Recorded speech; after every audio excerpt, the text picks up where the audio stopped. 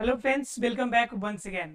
Friends, आज की class में हम लोग डिस्कस करेंगे इम्फेटिक सेंटेंस के बारे में कि इम्फेटिक सेंटेंस अगर दिए हो तो उसे कैसे बनाएंगे। इम्फेटिक का मतलब होता है कि जोरदार, किसी चीज पे प्रेशर करना, बल देना। और वैसे सेंटेंसेस को कैसे बनाएंगे, जरा उनके बारे में आज डिस्कस हम लोग कर लेते हैं। साथ ही साथ एक और चीज जानेंगे हम लोग कि जब भी इम्फेटिक सेंटेंस हो या फिर आपका इम्परेटिव सेंटेंस हो, अगर उसमें निगेटिव होगा भी, अगर निगेटिव में कुछ अल्टरनेटिव वर्ड आ जाए तो उसे आप कैसे बनाएंगे, उसे कैसे बना सकते हैं। ठीक है, जरा देखेंगे दो चार एग्जांपल के माध्यम से। चलिए पहले जानते हैं इम्फेक्टिव के बारे में। हम लोग का टॉपिक चल रहा है नरेशन, और नरेशन के अंदर हम लोग जान रहे हैं इम्फेटिक सेंटेंस को जानेंगे आज। इम्फेटिक अर्थात क्या कि अगर आपका रिपोर्टेड स्पीच इम्फेटिक सेंटेंस में हो तब हम आप कैसे बनाएंगे क्वेश्चंस को, वो जरा देखिए।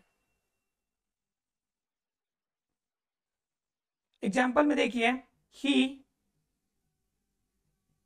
said to me, he said to me,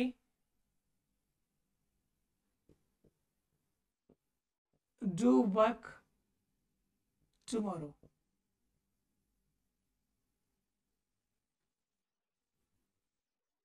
Do work tomorrow.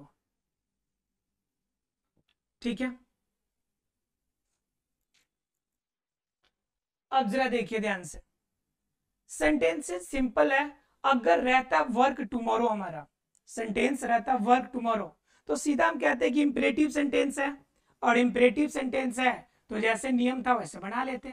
लेकिन यहां पे एक वर्ड आपका डू लग जाने से ये सेंटेंस पे थोड़ा सा जोर पड़ जाता है। और जोर पड़ने का मतलब कि कंफर्म है कि कल उसे कंप्लीट ही करना है, कल तो पूरा फिनिश करके देना है काम को। मतलब यहाँ पे थोड़ा सा क्या कर दिया जाता है कि फोर्स डाल दिया जाता है। और जब फोर्स डाला जाएगा तो वह सेंटेंस किस फॉर्म में चला जाएगा, तो वह सेंटेंस हो जाएगा इम्फेटिक फॉर्म में।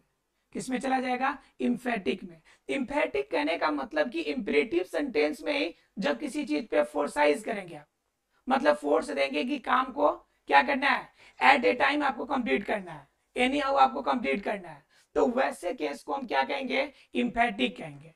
तो बात आती है कि इम्फेटिक सेंटेंस को हम कैसे बनाएंगे, कैसे कंप्लीट कैसे करेंगे। ठीक है, तो इम्फेटिक सेंटेंस को बनाने का जो नियम है वो जरा देखिए।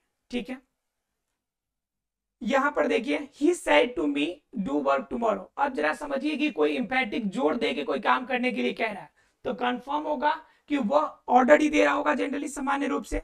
तो ही ऑर्डर्ड मी, ये तो करेंगे या ऑर्डर्ड मी, इतना तो आपको पता है। अब बात आती है कि इन्वर्टेड कॉमा के बदले में आप क्या यूज करेंगे। तो इन्वर्टेड कॉमा में जब आपका क्या था, इंपेरेटिव सेंटेंस होता था, जब क्या होता था, इंपेरेटिव सेंटेंस होता था, तो इंपेरेटिव सेंटेंस में क्या करते थे आप कि इन्वर्टेड कॉमा के बदले में, इन्वर्टेड के बदले में आप किसका यूज करते थे? टू का यूज करते थे। तो ये भी सेंटेंस तो इंपेरेटिव ही है, सिर्फ एक आपका इम्फेटिक वर्ड जुट गया। तो इंपेरेटिव के लिए जो नियम लगाते थे वो नियम यहां भी लगाइए, यहां भी इन्वर्टेड कॉमा के बदले में टू का यूज कीजिए। फिर आप सोचेंगे कि सर आप बताइए कि इस डू का क्या करना है, ये डू इम्फेटिक वर्ड है, इसको क्या करना है? तो इसको प्रणाम कर लीजिए आप, इनको छोड़ दीजिए, कहिए भाई जाओ, भाई जाओ, तुम्हारा कोई काम नहीं है। हम जब इनडायरेक्ट बनाएंगे तो उसमें डू का कोई काम नहीं है, इंपरेटिव वर्ड को हटा, सॉरी इम्फेटिक वर्ड को हटा देंगे और जो सिंपल है उसे बना लेंगे, टू वर्क। अब बात आती कि टुमारो को क्या टुमारो लिखे, तो टुमारो का मतलब होता है कि कल का दिन। बात समझ में आ रही है? और टुमारो एक प्रकार के आपका क्या है, प्रीपोजिशन के फॉर्म में आता है। तो जब भी बातें आपको अदर पार्ट्स ऑफ स्पीच की बातें आती है तो उससे मैंने चेंज कराने के आपके नियम बताए थे। और टुमारो के लिए क्या करेंगे हम लोग? नेक्स्ट डे यूज करेंगे। क्या यूज करेंगे? Next day. क्लियर है? तो यह सेंटेंस आपका बन के तैयार हो जाएगा। आसानी से बना सकते हैं आप इंपेरेटिव सेंटेंस को, सॉरी इंफेटिक को। एक और एग्जांपल देखिए, हो सकता है कोई डाउट हो तो वो क्लियर हो जाएगा। एक और एग्जांपल देखते हैं जरा।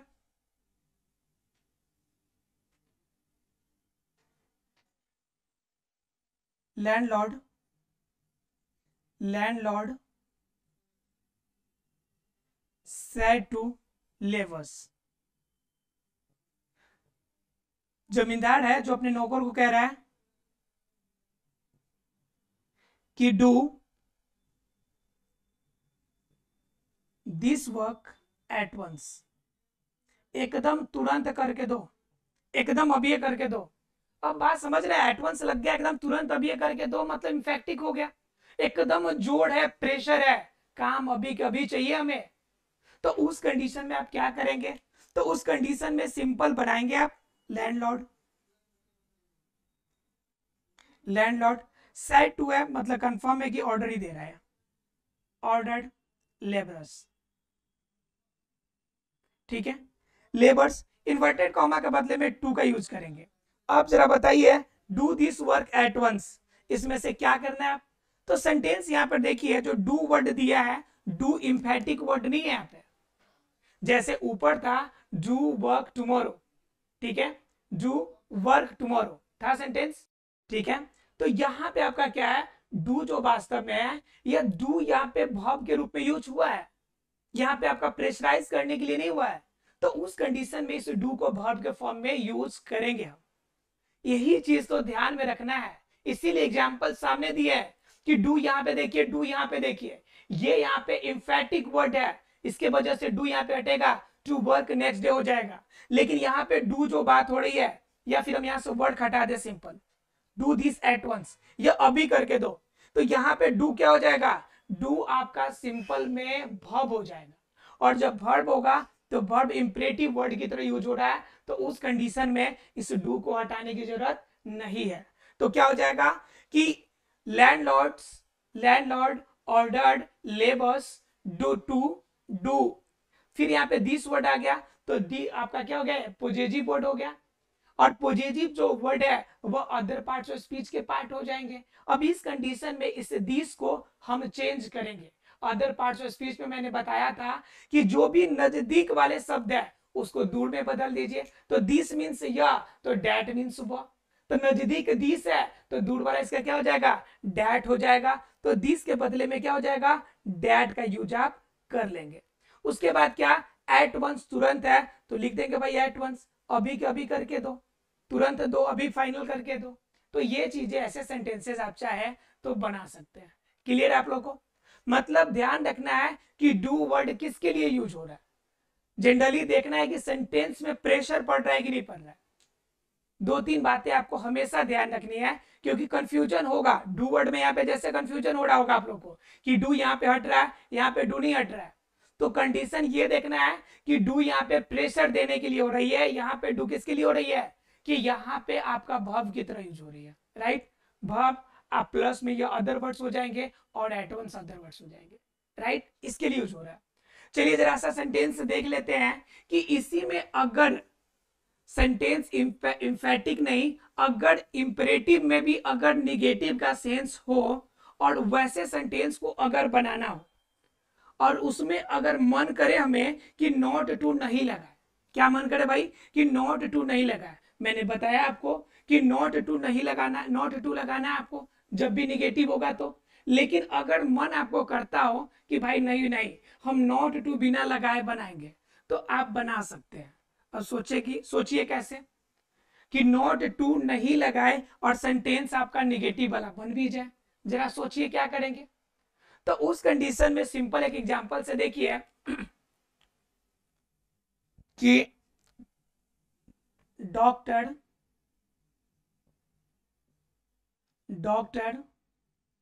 said to patient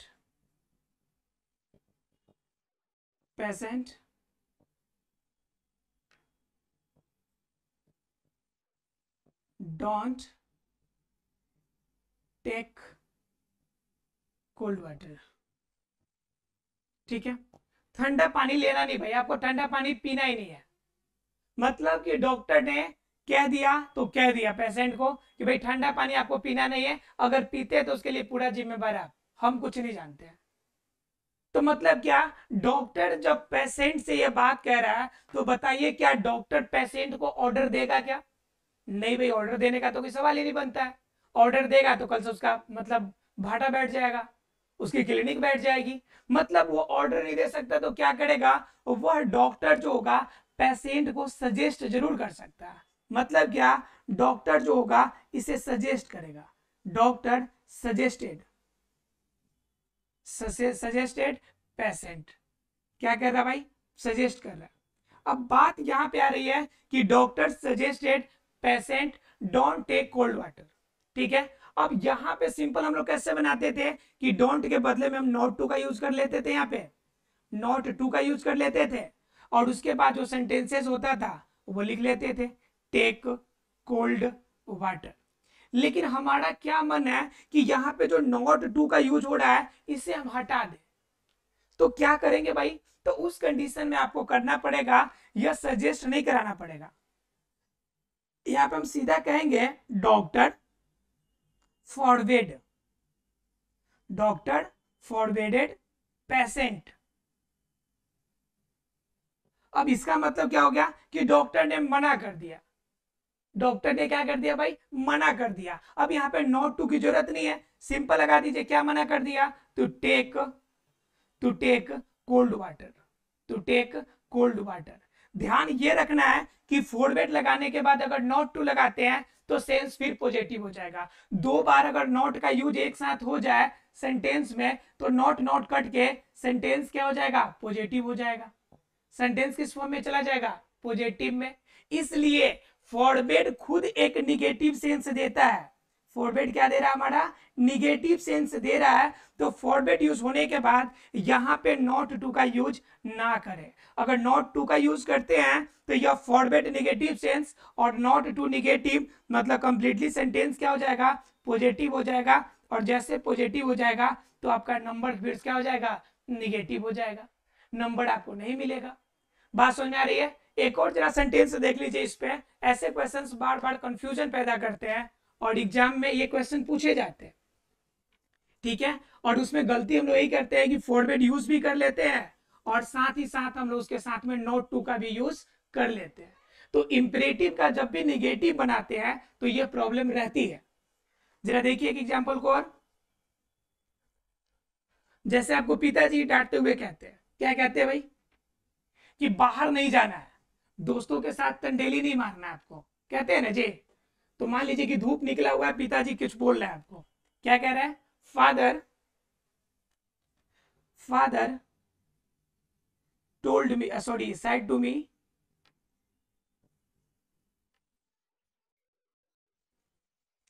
सेंटेंस कभी कभी ऐसे भी हो सकता है, जरा देख लीजिए।